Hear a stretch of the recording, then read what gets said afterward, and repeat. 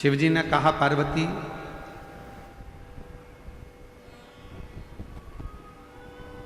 संसार में रहने वाला चाहे मनुष्य हो, देवलोक में रहने वाला चाहे देवता हो, गंधर्व लोक में रहने वाला चाहे गंधर्व हो, अप्सरा लोक में रहने वाली चाहे अप्सरा हो, नागलोक में रहने वाली चाहे नाग हो, सर्प हो,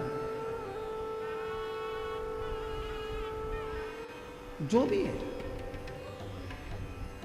यदि वो एक बार मेरा भजन कर लेते हैं और मेरा यदि उन्होंने स्मरण कर लिया, उनके मुख से नमः शिवाय, ओम नमः शिवाय निकल गया, उनके मुख से श्री शिवाय नमस्तुभ्यम निकल गया, यदि उन्होंने एक लोटा जल मुझे समर्पित कर दिया, तो शिवजी कहते हैं, पार्वती तुम क्या, देवता हो, गंधर्व हो, अप्सरा हो, सर्प हो, कोई भी हो, चाहे वो मनुष्य हो, शिवजी कहते हैं फिर उनका दूसरा जन्म नहीं होता, वो मेरे हो जाते हैं और सारे जन्म और मरण के प्रपंच से छूट जाते हैं।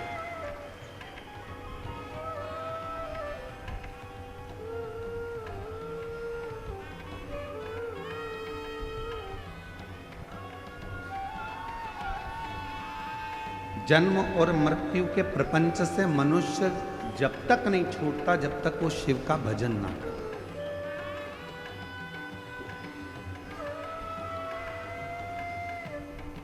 कल हमने कथा में कहा था, विट्ठल विट्ठल भजोगे चले आएंगे त्रिपुरारी। विट्ठल नाम की गर्जना से शिव प्रसन्न हो जाते हैं और शिव नाम की गर्जना से विट्ठल प्रसन्न हो जाते हैं।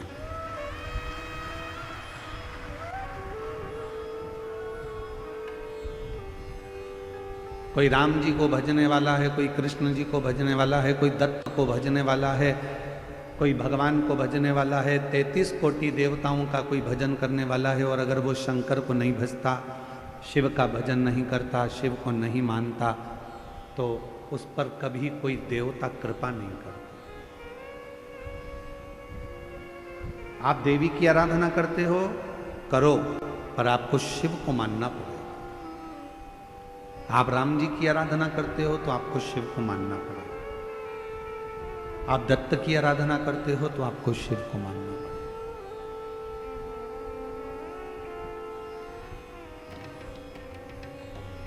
अकाल मृत्यु वो मरे जो काम करे चंडाल का, काल उसका क्या बिगाड़े जो भक्त हो महा। शिव की आराधना के बिना संसार से मुक्ति सहज।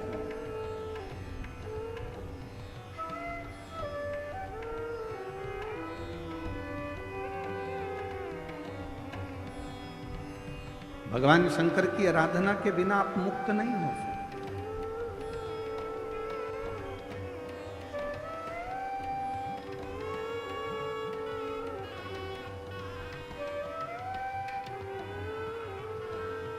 एक कथा आती है कश्यप मुनि की।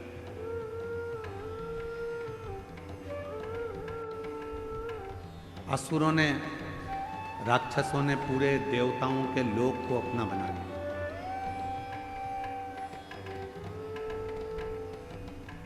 असुरों ने नागलोक को भी अपना बना लिया।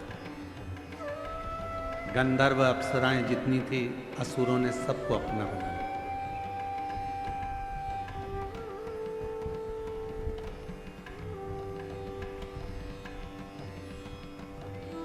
जब सारे देवताओं का देवलोक चले गया,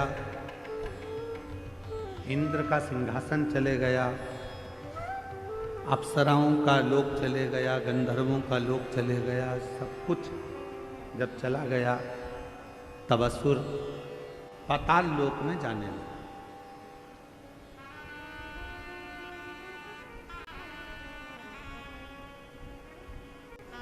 जितना नागलोक था उस पर भी असुरों ने अपना कब्जा कर लिया, अपना पद जमाया।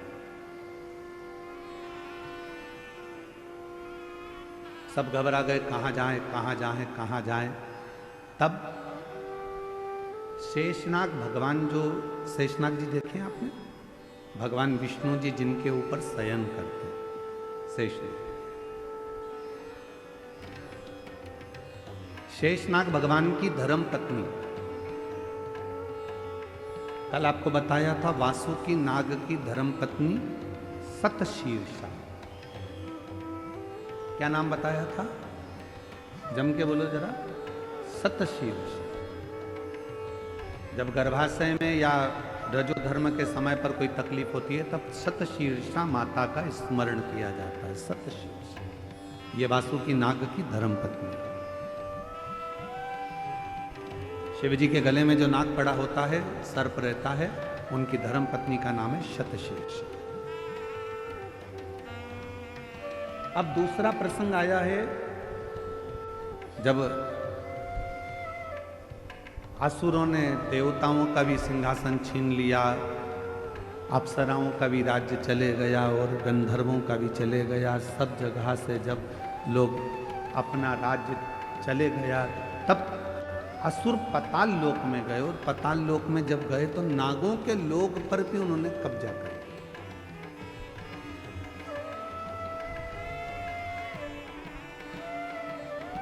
सूचना मिली शेषनाग जी की धर्म पत्नी को। शेषनाग जी की धर्म पत्नी का नाम था नागलक्ष्मी। बोलो क्या नाम है, नागलक्ष्मी। अब कोई आपसे पूछे तो आप उत्तर दे सकते हो कि वासुकी नाग की धर्मपत्नी का नाम है सतशीर्षा और शेषनाग की धर्मपत्नी का नाम है नागलक्ष्मी।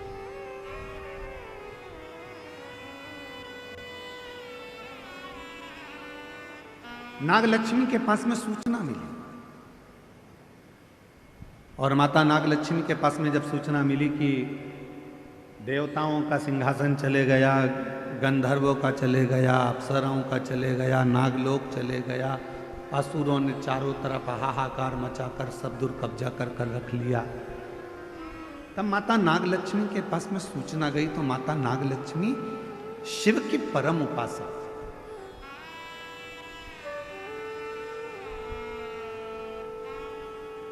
क्योंकि शेषनाग जी का विवाह भी भगवान शंकर की ही करुणा से नागलक्ष्मी के साथ हुआ।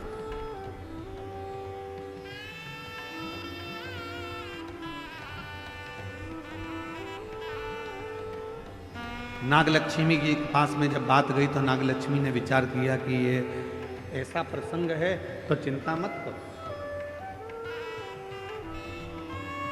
शिव जी की आराधना करो, सब शंकर की साधना करो सब। पर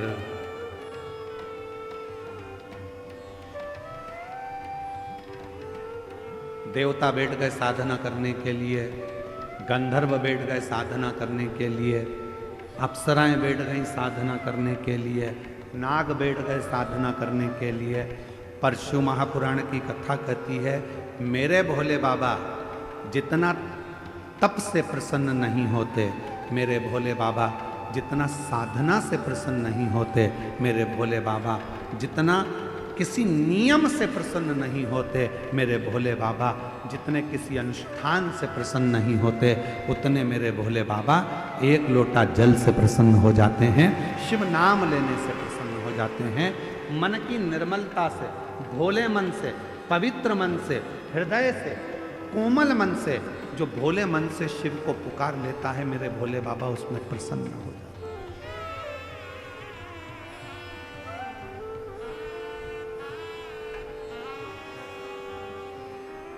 उसमें शिव की प्रसन्नता हो जाती है।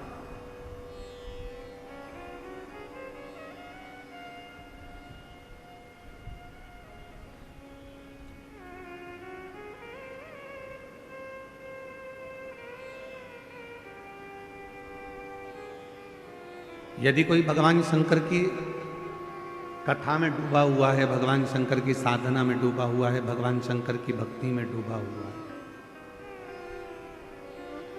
आप उसमें अर्चन दे रहे हो तो आपको तकलीफ थोड़ी भोगना पड़ सकती है। पर यदि शिव भक्ति में अगर कोई डूबा हुआ है और उसको थोड़ा सा सहयोग दे रहे हो तो आपकी जिंदगी संवर सकती, आपका जीवन कर्तार्थ हो सकता।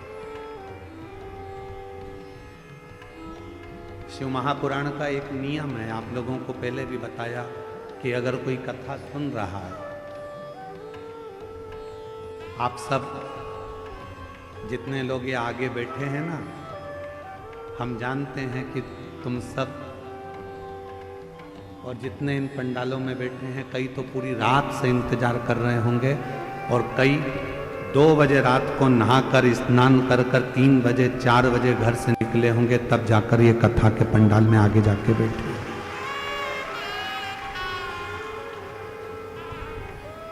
अब उसमें भी बेचारों ने जिन को कथा सुनना थी वो सब जगह संभाल कर बैठ गए, और ऊपर से मालूम पड़े कि कार्यकर्ताओं में से कोई तुम्हारे सामने आकर खड़ा हो जाए तो तुमको सबसे बड़ा दुश्मन वो ही लगता है।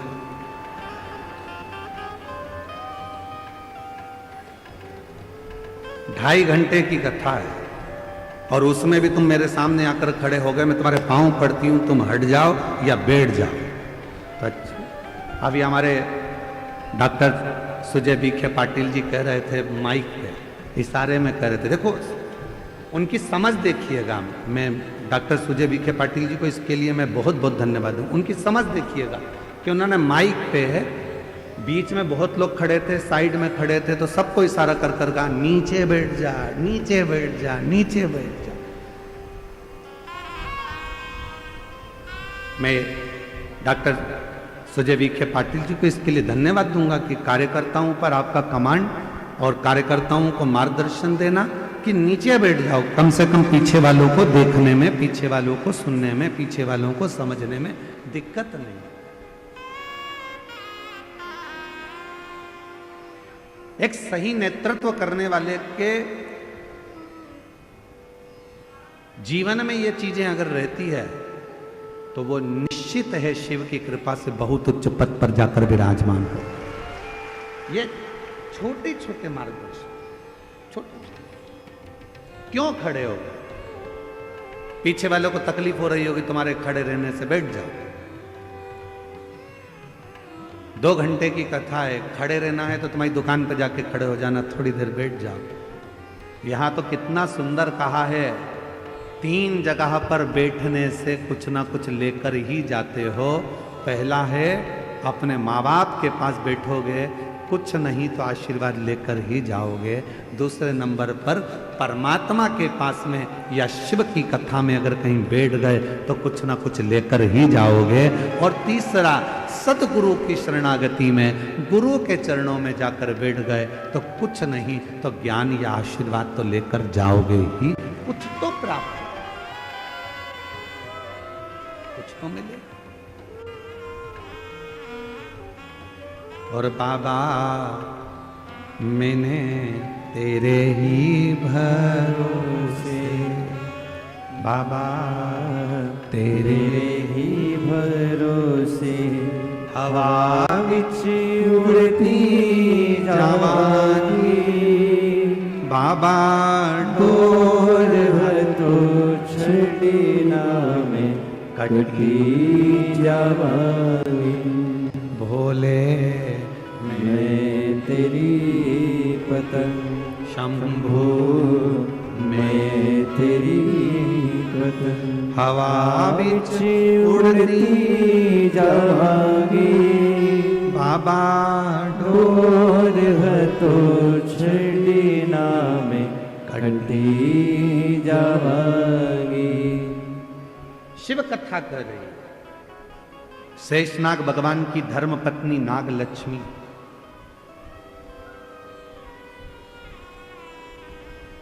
सबके हित का सोच रहे। लक्ष्मी किसको कहा जाता है?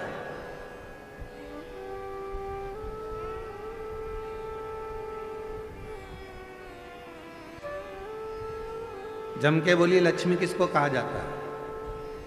भगवान विष्णु जी की धर्मपत्नी को? उत्तर दो जल्दी जल्दी। लक्ष्मी किनको कहा जाता है? भगवान नारायण जी की धर्मपत्नी को।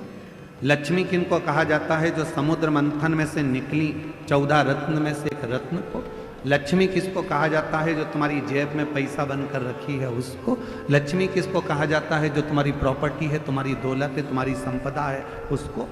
लक्ष्मी किसको कहा जाता है? जो तुम्हारी फैक्ट्री है, तुम्हारा धन है, तुम्हारी गाड़ी है, तुम्हारा बंगला है उसको। लक्ष्मी किसको कहते हैं? तो कहा संसार के जितने घर हैं और उस घर में जो स्त्रियां रहती हैं और जो नारी सबके भले की सोचे, वही घर की लक्ष्मी है।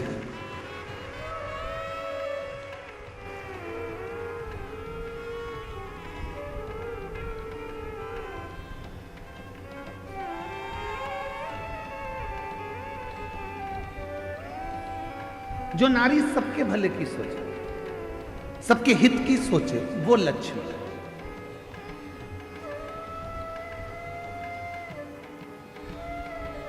हम कल का प्रसंग सुनाते हैं आपको। कल हमारा नियम रहता है कि 5 दिन की कथा में 2 दिन हम सबसे मिलते हैं। तो शाम के समय हम पाटिल जी के पुराने वाले घर पर जहां हम रुके हुए हैं, उस भवन में हम रुके हुए हैं। तो वहीं नीचे सुजय भैया बोले कि सबसे मिलना है। गुरुजी 7 से 7:30 का समय दिया। अब मिलने वाले लाइन से आते रहे, पर हमारे माननीय विखे पाटिल जी की धर्मपत्नी श्रीमती शालिनी ताई, वो उधर से गांव की जो महिलाएं होती हैं उनको जाओ जाओ प्रणाम कर लो। फिर उधर से कोई भाई थे, उनकी आंखें नहीं थी तो उनको लेके आ गई, जाओ प्रणाम कर लो। फिर उधर से कोई काम करने वाला भाई था, उसको लेके आ गए, उनको प्रणाम कर लो। तो जितने कार्यकर्ता खड़े थे उन्होंने कहा ताई पहले इनको करा देते हैं। तो ताई बोली नहीं नहीं, इनका बाद में करा लेना, पहले ये बेचारे बहुत देर से खड़े हैं, इनके लिए सोचो, इनको कराओ। लक्ष्मी किसको कहते हैं? तुम्हारी जेब में पैसा भरा है उसको लक्ष्मी नहीं कहा जाए।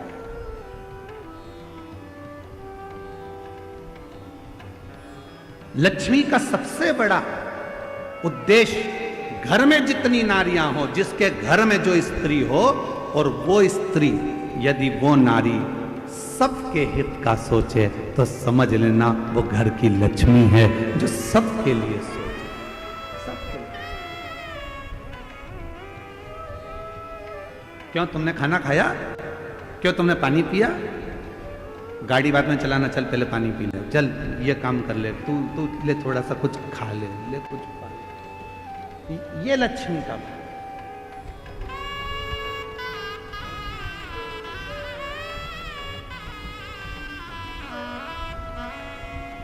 मैं शालिनी ताई जी आपको बहुत बहुत साधुवाद देता हूँ। भोजन बनाने के लिए आपने सेवक रखे थे, भोजन बना रहे थे ब्राह्मण, उसके बाद भी शालिनी ताई घर से खीर बनाकर लाती थी, कभी पूरन पोली बनाकर लाती थी, कभी कोई मिर्ची का ठेसा बनाकर लाती थी कि गुरुजी को ये जरूर देना हो, गुरुजी को ये जरूर। इसको कहते हैं मातृत्व भाव में लक्ष्मी का। और मुझे उम्मीद है जितनी मेरी जीजियां कथा सुन रही हैं और जितने मेरे जीजा कथा सुन रहे हैं और जितने संपूर्ण देश विदेश में बैठकर सनातनी शिशु महापुराण की कथा को सुन रहे हैं, तुम्हारे भी घर में एक नारी ऐसी जरूर होगी जो सबके लिए सोचती होगी, वो घर की लक्ष्मी है, वो घर की।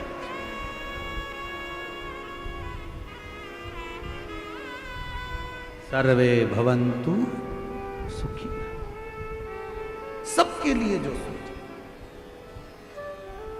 सबके घर में एक स्त्री एक नारी, वो माँ हो, ताई हो, भाभी हो, काकी हो, बहन हो, बेटी हो, चाहे वो घर की बहू हो, चाहे वो घर की बेटी हो, कोई भी घर में कोई ना कोई एक नारी, घर में कोई ना कोई एक सदस्य ऐसा होता है जो सबके लिए सोचता है। समझ लेना कि तुम्हारे घर में अगर आज संपदा आ रही है, तुम्हारे घर में 4 चांद लगा है, तुम्हारे घर में अगर पैसा आ रहा है, तुम्हारे घर में वैभव आ रहा है, तो समझ लेना इसी लक्ष्मी के बल पर आ रहा है, जो किसी ना किसी रूप में सबका सोच, सर्वे भवन्तु सुखी, सबके हित का।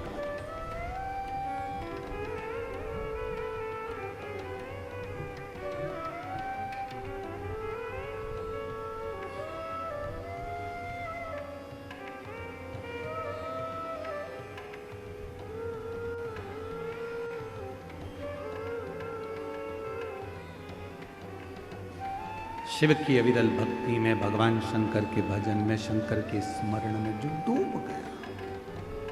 नागलक्ष्मी, शेषनाग जी की धर्म पत्नी नागलक्ष्मी, उनके मन में आया कि सब कुछ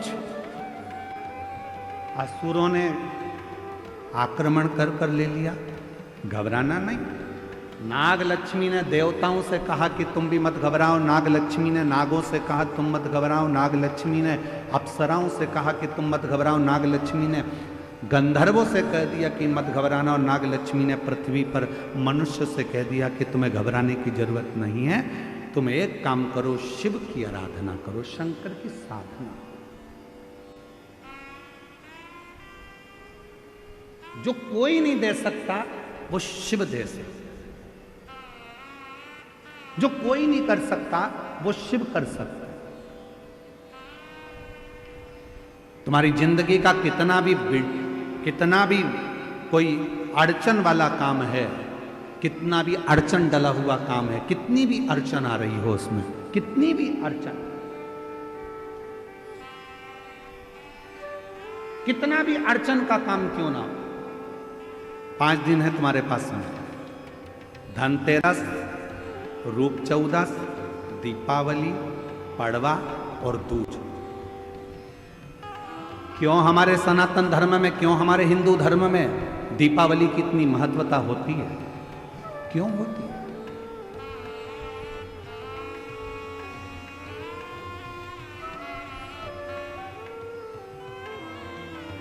सारी सिद्धियां इन 5 दिन में व्यक्ति अगर कर लेता है तो उसके जीवन में बहुत कुछ फल प्राप्त हो जाता है। हम बहुत घंटों तक बैठकर साधना नहीं कर सकते, हम बहुत देर तक बैठकर तप नहीं कर सकते, हम बहुत लंबा यज्ञ नहीं कर सकते, हम बहुत लंबा अनुष्ठान नहीं कर सकते, पर यदि हमारे जीवन को हमें सफल बनाना है, हमारे जीवन को यदि हमें मंजिल तक पहुंचाना है, अड़चनों से बाहर निकलना है, तो ये 5 दिन जो दीपावली के कार्तिक महीने के मिले हैं, ये 5 दिन जो नाग लक्ष्मी ने सारे देवताओं से, सारे गंधर्वों से, सारी अप्सराओं से, सारे नागों से, सारे मनुष्यों से नाग लक्ष्मी ने जो करवाया वो तुम्हें कर। क्या करा था नाग लक्ष्मी ने? देख लिया था कि सारी सत्ता चली गई, वैभव चले गया, धन चले गया। जब बहुत अड़चन आकर खड़ी हो गई, असुरों ने आक्रमण कर कर सब कुछ ले लिया, कहीं राह नहीं मिल रही थी, तो नागलक्ष्मी ने कहा कि तप करने में बहुत समय हो जाएगा, साधना करने में बहुत समय हो जाएगा, यज्ञ करने में बहुत समय हो जाएगा, तो एक काम करो, शिव को अति प्रिय है बेलपत्र, एक बेलपत्र ले जाओ, शिव जी के शिवालय पर चढ़ाना प्रारंभ करो। शिवालय कहाँ ढूंढे? तो नागों ने नागलोक में जो नागेश्वर थे उन पर चढ़ाए। बैकुंठ में जो बैकुंठेश्वर थे देवताओं ने वहां चढ़ाए। ब्रह्मलोक में जो ब्रह्मेश्वर थे ब्रह्मेश्वर पर चढ़ाए।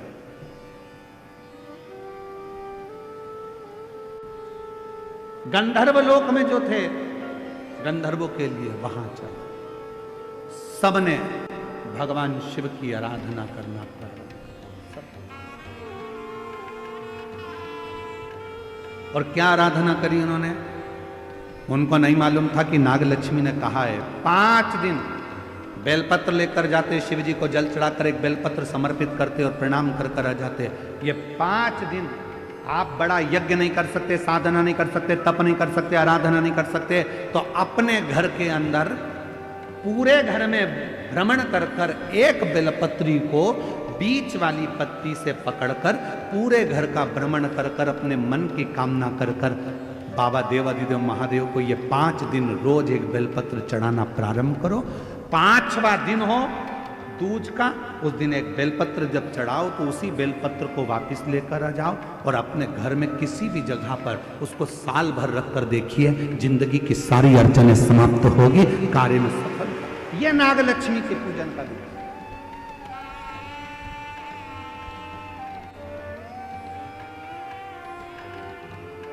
सारी समस्या का हल एक लोटा।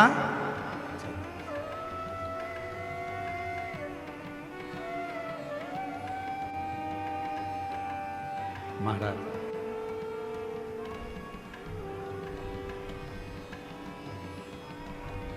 नागलक्ष्मी ने सबसे कहा कि साधना करो, भगवान शिव को रिझाओ। सब लग गए रिझाने में, कोई तप कर रहा है, कोई साधना कर रहा है, कोई यज्ञ कर रहा है, कोई अनुष्ठान कर रहा है, पर देवता भगवान शंकर राजी नहीं होते। भगवान शंकर तो बड़े निर्मल, भोले, सहज, ये सबसे दूर हैं। शिव जी तो कहते हैं मेरे को पाना है तो तुझे मेरे जैसा होना पड़ेगा, मैं भोला तू भोला।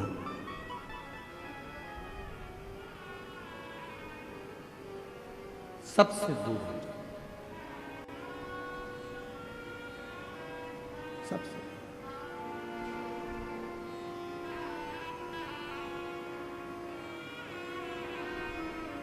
उससे संबंध। ऐसे दयालु नाथ से रिश्ता बनाइए, ऐसे दयालु नाथ से रिश्ता बनाइए,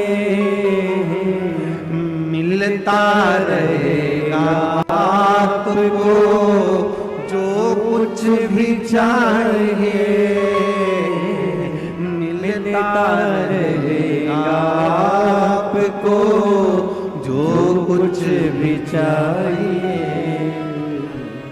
ऐसा करिश्मा होगा जो हुआ कभी नहीं, ऐसा करिश्मा होगा जो हुआ कभी नहीं। तेरी दया बनी रहे जब तक है जिंदगी, तेरी दया बनी रहे जब तक है जिंदगी। मांगा है भोलेनाथ से वरदान एक ही, मांगा है भोलेनाथ से वरदान एक ही। तेरी कृपा बनी रहे जब तक है जिंदगी, मांगा है भोलेनाथ से वरदान एक ही, मांगा है भोलेनाथ से वरदान एक ही। जो मांगोगे वो मिल। इसकी एक लाइन का स्मरण फिर से करिए। ऐसे दयालु नाथ से रिश्ता बनाइए, ऐसे दयालु नाथ से रिश्ता बनाइए, मिलता रहेगा आपको जो कुछ भी चाहिए, मिलता रहेगा आपको जो कुछ भी चाहिए। फिर ऐसा करिश्मा होगा जो हुआ कभी नहीं। हम आपसे पूछें, कल परसों एक माता जी आई थी, उनकी उम्र 50 साल की थी। आप ईमानदारी से बोलो 50 साल की नारी को बच्चा हो सकता है? विचार करिएगा जरा, बोलो बोलो, जम के बोलो जरा, हो सकता है? और 50 साल की वो माँ कह रही है मेरी उम्र 50 साल हो गई और मुझे बाबा। ऐसा करिश्मा होगा जो हुआ कभी नहीं। 23 साल हो गए शादी को, डॉक्टर ने मना कर दिया तुम्हारे बच्चा नहीं हो सकता, सारे इलाज करवा लिया, मुंबई तक हो जाए तो भी तो बच्चा हुआ। 23 साल के बाद 22 साल हो गए, 12 साल हो गए, 15 साल हो गए, किसी को ना जाने कितने कितने कई माताएं बैठी हैं जिनके पत्र हम नहीं पढ़ पाए। किसी को 11 साल, किसी को 9 साल, किसी को 10 साल, किसी को 4 साल, किसी को 6 साल। आई भी होंगी यहाँ पर, हाथ उठाओ जरा। हम उनके पत्र नहीं पढ़ पाए, पर वो आई होंगी अपने बच्चों को लेकर भाव से प्रार्थना करने, शिव जी को नमन करने, शंकर को अपने मन का भाव हो। ऐसा करिश्मा होगा जो हुआ कभी नहीं, ऐसा करिश्मा होगा जो हुआ कभी नहीं। गाहे भोलेनाथ से वरदान एक ही, मांगा है भोलेनाथ से वरदान एक ही, मांगा है भोलेनाथ से वरदान एक ही। तेरी दया बनी रहे जब तक है जिंदगी, तेरी दया बनी रहे जब तक है जिंदगी। आप शिव जी से कहो, दिल से प्रार्थना करो। नागलक्ष्मी ने तुरंत कहा, नागलक्ष्मी बोली कि याद रखो। नागलक्ष्मी ने कहा कि बस इतना स्मरण। लोग कहते हैं शंकर जी को मनाना बहुत कठिन है, लोग कहते हैं शिव जी को रिझाना बहुत कठिन है, लोग कहते हैं शंकर का भजन करना कठिन है, लोग कहते हैं शिव जी का स्तमन करना कठिन है। मैं सभी मेरी बहनों से, मेरी जीजियों से, मेरे जीजाओं से, मेरी बेटियों से, बेटाओं से, मेरी बुजुर्ग माता पिताओं से पूछूं,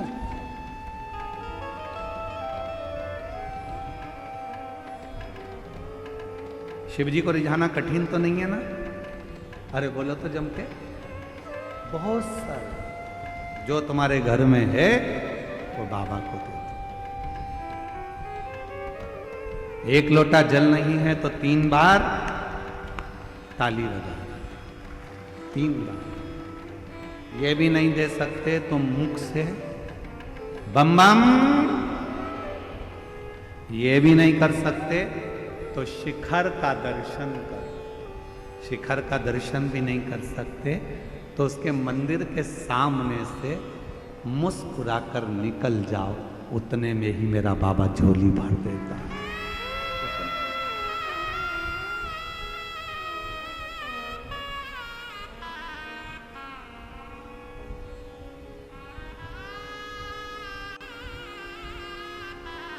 एक पत्र अच्छा है, देखिए।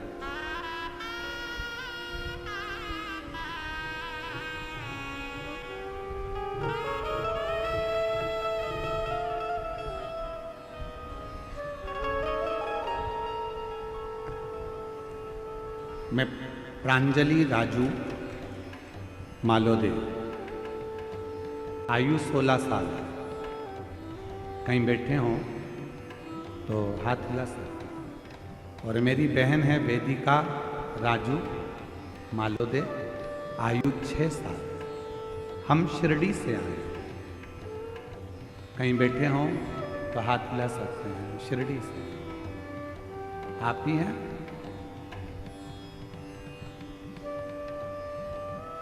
आ जाइए, आ जाओ।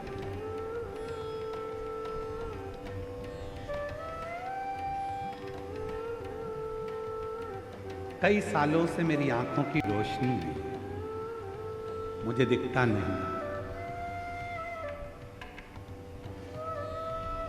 लगभग 3 साल तो हो गए कि मेरी आंखों से दिखना बंद हो गया। मेरी आंखों में रोशनी है। गुरुदेव,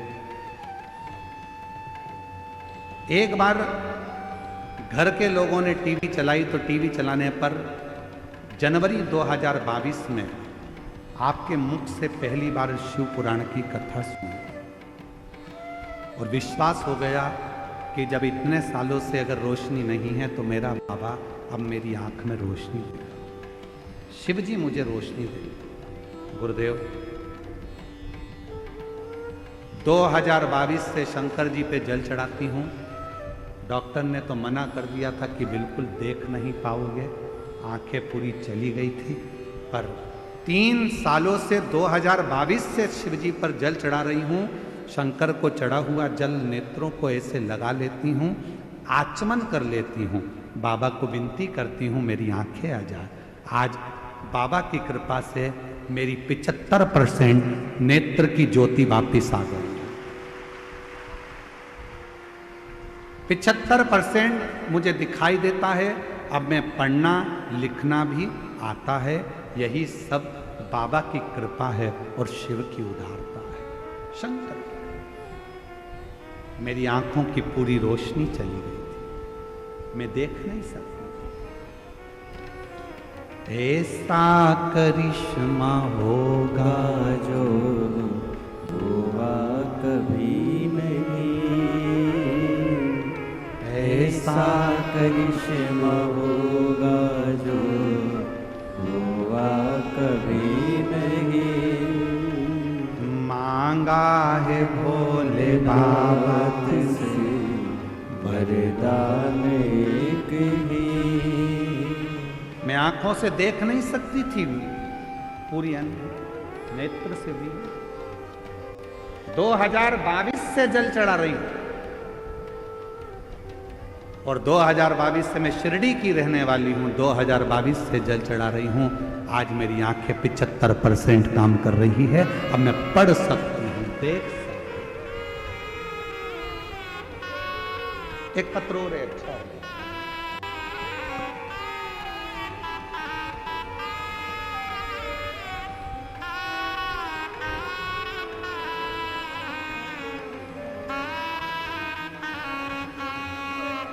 मेरा नाम स्वाति तुकाराम चौधरी, मोबाइल नंबर ये है। श्री रामपुर की रहने वाली माँ शीला शंकर विखे,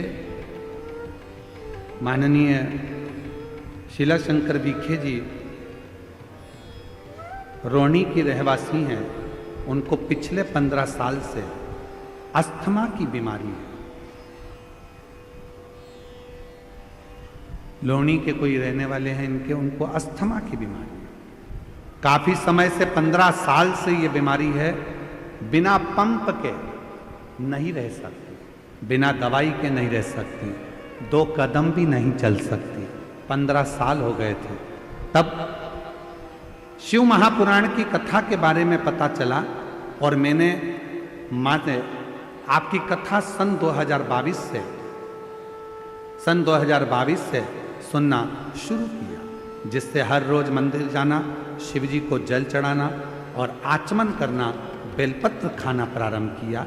7 पंडालों में कथा सुनी और वहाँ की रच को माथे पर लगाना और खाना शुरू किया। फिर एक बार सीहोर से रुद्राक्ष लेकर आई, सौभाग्य मिला, बाबा को कावड़ चढ़ाई, पशुपतिनाथ का व्रत किया। उसके प्रभाव से जो बीमारी सालों से थी वह अब पूरी तरह से समाप्त हो चुकी है। पंप भी हट गया, दवाई भी हट गई। ये शिव की कृपा। कहीं बैठी हो तो बेलपत्र लेने के लिए आ सकते। शिव उदारता किसको कहते हैं?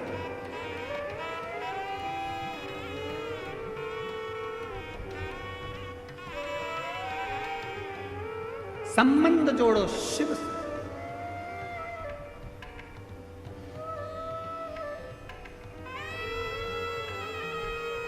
तेरी कृपा बनी रहे जब तक है जिंदगी। ये जीवन जब तक है आपकी करुणा, आपकी कृपा, आपकी दया बनी रहे। एक लोटा जल जब हम शिव को चढ़ाने के लिए जाते हैं, शंकर को चढ़ाने के लिए जाते हैं, हमारे यहाँ नियम है, विवाह होता है, लड़की के हाथ को लड़के के हाथ में दिया जाता है। बोलो बोलो, सही है कि गलत है? कन्यादान करते समय लड़की का हाथ लड़के के हाथ में दिया जाता है, कन्यादान करा जाता है। जब हम एक लोटा कन्यादान के समय पर भी हाथ पे पानी डाला जाता है, उसी तरह जब हम अपना हाथ आगे बढ़ाकर शिव जी पे एक लोटा जल चढ़ाते हैं तो हम स्वयं शिव के हो जाते हैं और शिव हमारा हो जाता है। हम शिव के, शिव हमारा।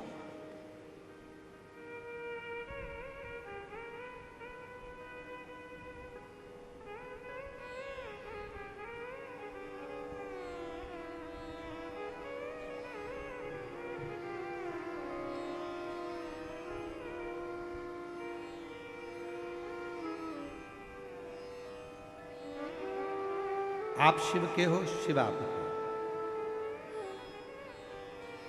भगवान शंकर के हो।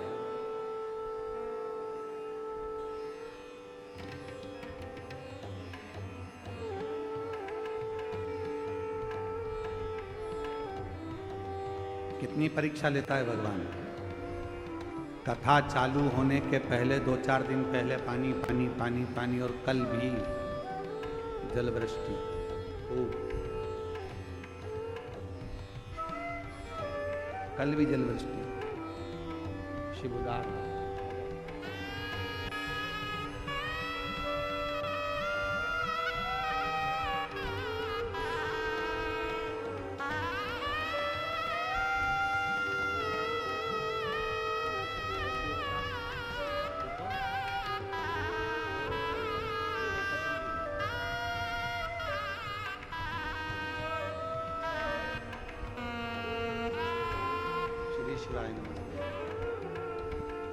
ऐसे दयालुनाथ से रिश्ता बनाइए, ऐसे दयालुनाथ से रिश्ता बनाइए, मिलता रहेगा आपको जो कुछ भी चाहिए, मिलता रहेगा आपको जो कुछ भी चाहिए। मांगा है भोलेनाथ से वरदान एक ही, मांगा है भोलेनाथ से वरदान एक ही, तेरी कृपा देखिए। नेत्र नहीं थे, डॉक्टर ने कह दिया था कभी नहीं देख सकते। 5 बेटियां ही बेटियां हैं, और 5 बेटियों में से 2 बेटी ऐसी है जिसके जन्म से नेत्र नहीं है, आंखों से दिखता नहीं। पर 3 साल से 2022 से जब से कथा सुनना चालू करी, शिव पे चढ़ा हुआ जल आंखों में लगाना, पीना चालू करा, दोनों बेटियों को आंखों में रोशनी आना प्रारंभ हो गई और दिखना प्रारंभ।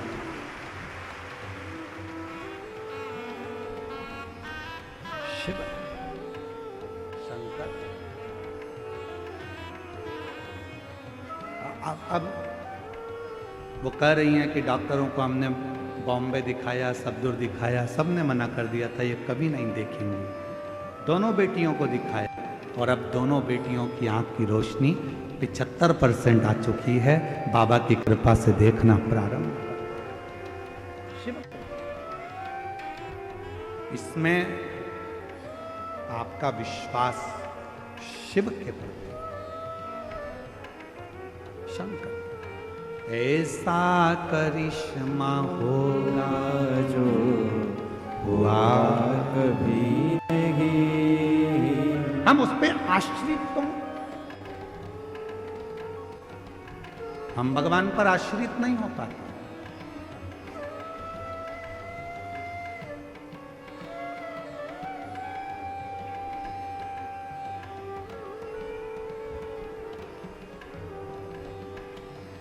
कई लोग कहते हैं शंकर के मंदिर क्यों जाते हैं। बहुत सारे मिलेंगे जो आपको शिव से दूर करेंगे। कई लोग आपसे कहेंगे कि क्यों शिव पुराण की कथा सुनते हो, क्यों जाते हो, क्या करोगे। शिव के मंदिर जाकर शंकर को जल चढ़ाकर शंकर की कथा सुनकर कई लोग सोशल मीडिया पर भी आपसे कहेंगे शंकर के मंदिर जाकर क्या करोगे, भीड़ लगाकर क्या करोगे, इतनी गर्दी हो रही है, इतना भीड़ हो रहा है, क्यों कथा में जा रहे हो, क्यों जा रहे हो, क्या करोगे वहां जाकर। तो उसको कह देना हमने तुझसे पूछा क्या कि जाए कि नहीं जाए। मैं मेरे दिल की सुनती हूं, मैं मेरे मन का मानती हूं, मैं अपने मन का राजा हूं, मेरी मर्जी पड़ेगी तो जाऊंगा और मेरी मर्जी पड़ेगी। किसी ने कहा कि तुम मंदिर मत जाओ, तुम मंदिर छोड़ दिया। किसी ने कहा तुम शिव कथा मत सुनो, तुमने कथा छोड़ दी। किसी ने कहा शंकर जी पे चढ़ा हुआ पानी मत पियो, तुमने पानी छोड़ दिया। मतलब तुम्हारा रिमोट किसी दूसरे के हाथ में है। वो कहता है तुम बंद कर देते हो, वो कहता है तुम मंदिर जाना छोड़ देते हो, वो कहता है तो तुम कथा सुनना छोड़ देते हो, वो कहता है तो तुमने शंकर पे जल चढ़ाना छोड़ दिया, वो कहता है तो शंकर जी पे चढ़ा हुआ जल पीना छोड़ दिया। मतलब दूसरा कुछ कहेगा तो तुम सुनोगे, मतलब तुम अपने मन के राजा नहीं हो। जैसे टीवी का रिमोट दूसरे के हाथ में होता है तो वो अपनी मर्जी से नाटक देखता है, उसी तरह तुम अपनी जिंदगी का रिमोट किसी दूसरे के हाथ में मत दो, अपने मन के राजा बनकर जिंदगी जियो।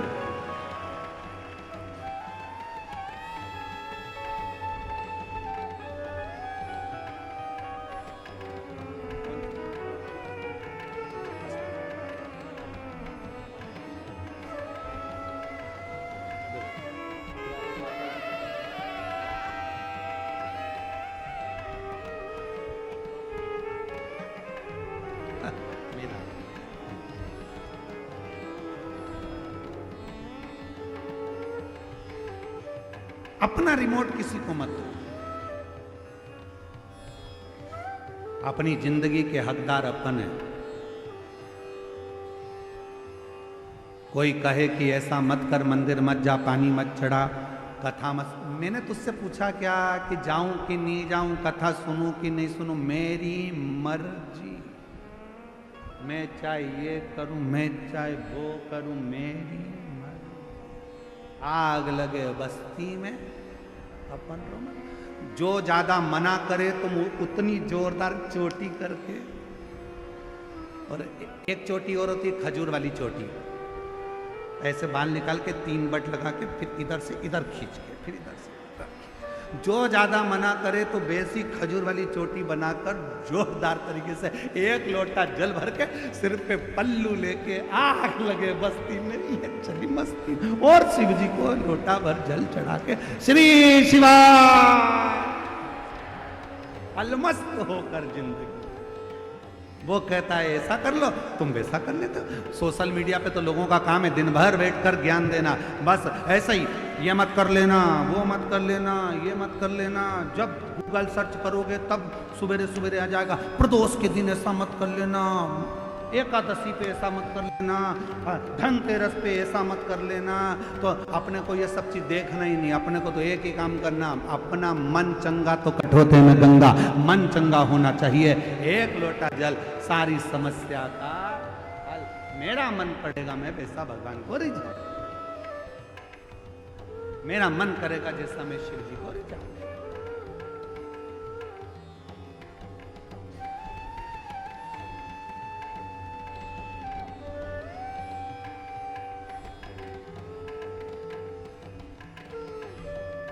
मेरा मन पड़े तो मैं शिव का भजन।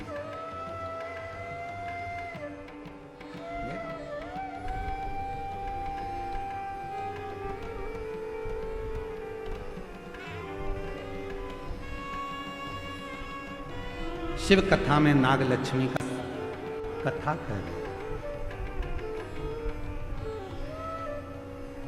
नाग लक्ष्मी की कथा को अपनी जिंदगी में उतारना। शेषनाग भगवान की धर्म पत्नी नाग लक्ष्मी ने देवताओं से, गंधर्वों से, अप्सराओं से, सर्पों से, सबसे कहा, तुमने तप करा, तुमने साधना करी, तुमने व्रत किया, यदि तुम्हारा सिंहासन, तुम्हारा पद तुमको नहीं मिला, तुम्हारा कार्य नहीं हुआ, तो नागलक्ष्मी कह रही है अब एक बेलपत्र लेकर शिव की शरणागति में जाओ। एक बेलपत्र लेकर शंकर जी के पास जाओ।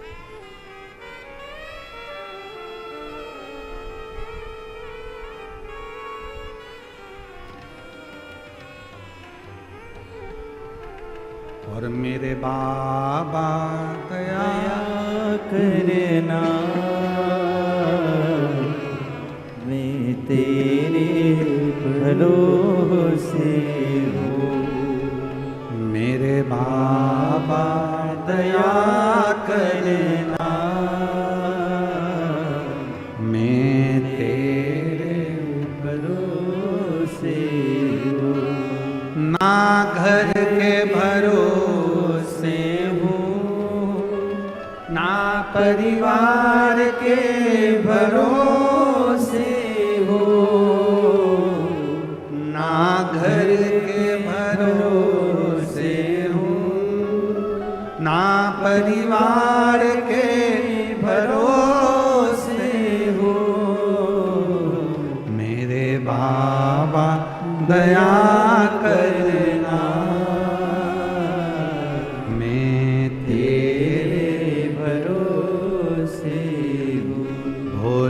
बाबा दया करना, मैं तेरे भरोसे। नागलक्ष्मी ने सबसे कह दिया अब तुमने तप कर कर देख लिया, साधना कर कर देख लिया, व्रत कर कर देख लिया, सब कुछ करके देख लिया, तो अब एक बेलपत्र का प्रयोग कर कर। कितने दिन? जम के बोलो। धनतेरस से चालू हो जाओ।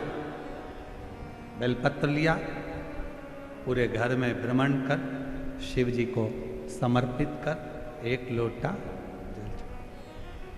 फिर दूसरे दिन एक बेलपत्र लिया, फिर भ्रमण किया, शिव जी को समर्पित।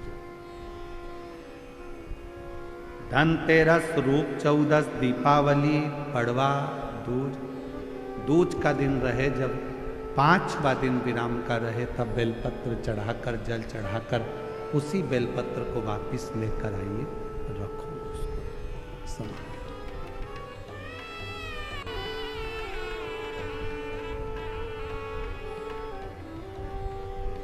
शिव की प्रियता,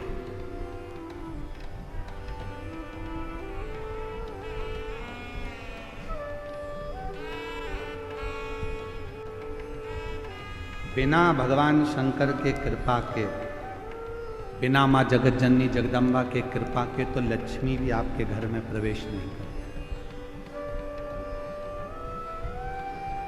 बिना शिव के लक्ष्मी भी आपके घर में प्रवेश नहीं करती, अगर शिव की कृपा ना हो तो। शंकर जी की करुणा ना हो तो शिव जी की दया। हर हर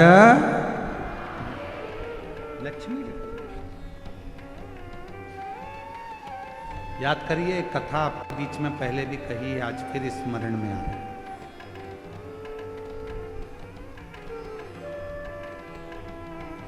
दीपावली पे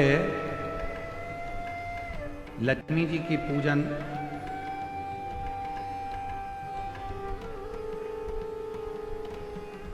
किनके साथ होती है? भगवान विष्णु के साथ होती है क्या? जम के बोलो। किनके साथ होती है? अगर लक्ष्मी जी का फोटो देखोगे तो उस फोटो में एक साइड में सरस्वती मैया और दूसरी साइड में भगवान श्री गणपति जी, गणेश। बोलो बोलो, देखा है कि नहीं देखा है? जम के तो बोलो, देखा है सबने? एक साइड में माता सरस्वती जी हैं, दूसरी ओर गणपति। कभी विचार करा क्या भगवान माता लक्ष्मी का पूजन तो भगवान नारायण जी के साथ होना चाहिए, पर गणेश जी के साथ हो रहा है। लक्ष्मी जी का पूजन सरस्वती जी के साथ हो रहा है, इनका पूजन तो भगवान विष्णु जी के साथ होना चाहिए। कभी विचार करो, कभी सोचो। शिव महापुराण की कथा कहती है, एक बार भगवान विष्णु ने जब लक्ष्मी जी अपना गुणगान कर रही थी भगवान विष्णु के सामने, भगवान नारायण के सामने जब लक्ष्मी जी अपना गुणगान कर रही थी,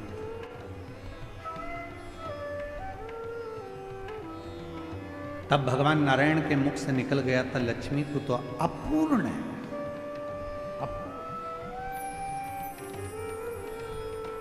लक्ष्मी जी की आंखों में जल भर गया। लक्ष्मी जी ने कहा, प्रभु आप मुझे अपूर्ण कर रहे। लक्ष्मी तो किसी की यहां पर कितनी भी चली जाए परंतु उसकी तृप्ति पूर्ण नहीं होती।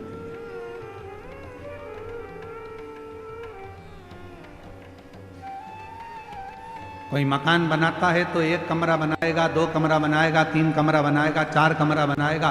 पहले छोटे से मकान से फिर बड़े मकान में आया और बड़ा मकान भी छोटा पड़ने लगा। अब सोचता है 2 कमरे और होते तो अच्छा, और ये व्यवस्था होती तो अच्छा। तो पूर्ण नहीं। तो अब लक्ष्मी जी की आंख में जल भर गया।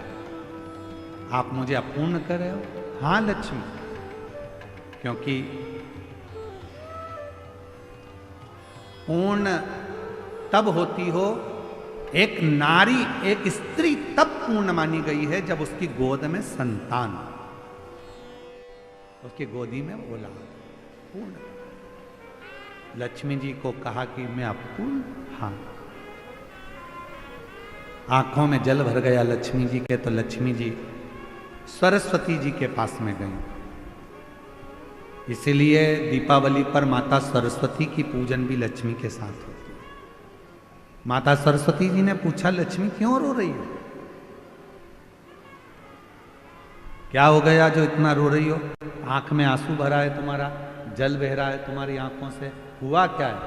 क्या हुआ तुमको? काहे के लिए रो रही हो? लक्ष्मी जी ने कहा, आज मेरे पति ने मुझे अपूर्ण कहा। अपूर्ण? हाँ।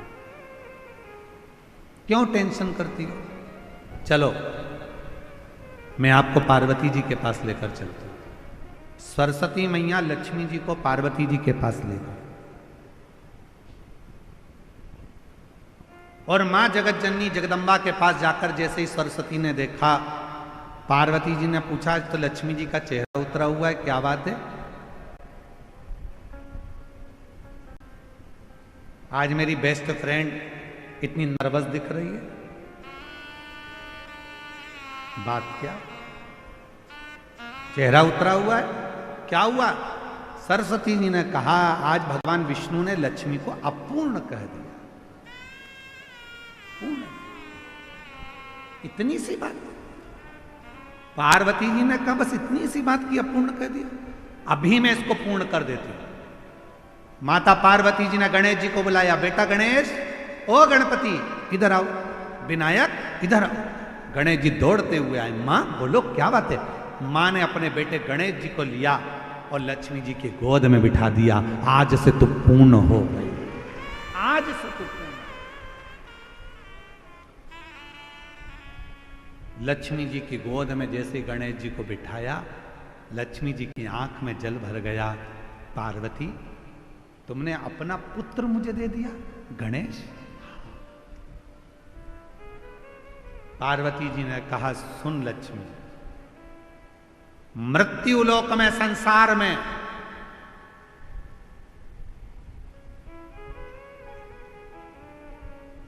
तेरे साथ तेरी पूजन में श्री विनायक, श्री गणेश जी महाराज, गणपति जी बैठेंगे, और जिनके घर में लक्ष्मी के साथ गणेश की पूजन होगी, उसके घर में लक्ष्मी पूर्ण विराजमान होगी, वो अपूर्ण नहीं है, अपूर्ण नहीं है। पार्वती जी ने अपने पुत्र गणेश जी को लक्ष्मी जी की गोद में दे दिया और लक्ष्मी पूर्ण। इसलिए दीपावली पर आपने जब भी देखा होगा फोटो लक्ष्मी जी का, इधर सरस्वती जी हैं, इधर गणेश जी हैं, बीच में लक्ष्मी जी बैठी हैं। बिना गणेश जी के लक्ष्मी जी का कहीं पूजन होता ही नहीं है, क्योंकि लक्ष्मी को पूर्ण जब माना जाता है जब वो गणेश जी के साथ। आपके घर में चांदी की मूर्ति होगी, तो भगवान गणेश लक्ष्मी की होगी, पीतल की मूर्ति होगी गणेश लक्ष्मी की होगी, आपके घर में कोई फोटो होगा गणेश लक्ष्मी सरस्वती का होगा। सरस्वती जी ने पार्वती जी से कहा था, इसलिए माता सरस्वती की भी पूजन होती है। गणेश जी गोदी में आए इसलिए लक्ष्मी जी के साथ गणेश जी की पूजन होती है।